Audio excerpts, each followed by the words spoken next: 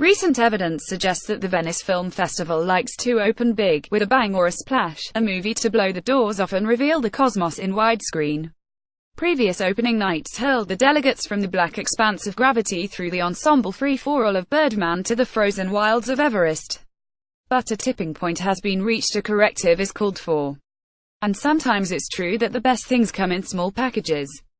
Particularly when the package is as cram-packed with nourishment as Downsizing, Alexander Payne's gorgeous, giddy parable of a modern-day Lilliput. Matt Damon stars as Paul Safranek, an overstretched man in an overstretched world, working as an occupational therapist down at Omaha Steaks and still living in the house where he was born.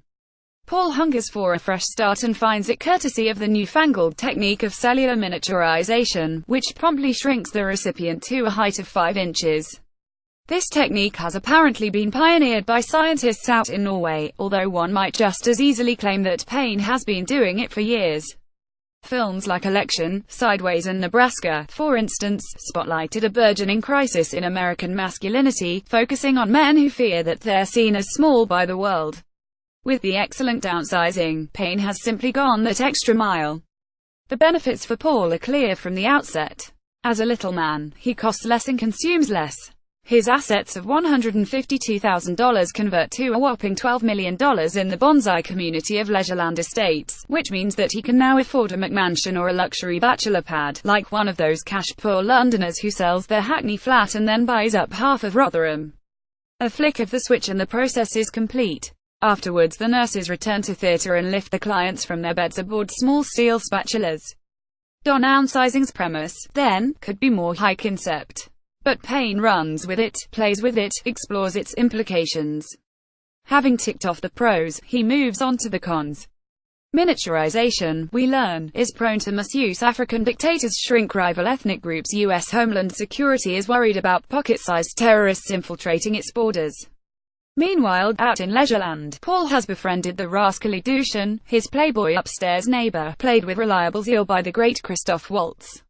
If this Eden has a serpent, it is undeniably Dushan, who is making a fortune smuggling in contraband goods. It's the Wild West, baby, he explains with a grin, reclining on his designer sofa during a brief break between parties.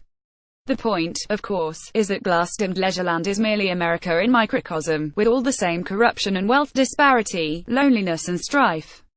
Neither does it exist in splendid isolation. If the outside world starts to burn, then Leisureland is all but guaranteed to go down in flames too. What a spry, nuanced, winningly digressive movie this is. No sooner I had it pegged as a jaunty black comedy than it starts folding in elements of dystopian sci-fi, or compassionate human drama. A less polished director might have become lost and confused along the film's lengthy running time. But Payne's handling is perfect. He never puts a foot wrong, rustling up a picture that is as bright as a button and as sharp as a tack. Downsizing contains multitudes. Inside it's a giant. Downsizing was shown at the Venice Film Festival. It will be released in the US on the 22nd of December.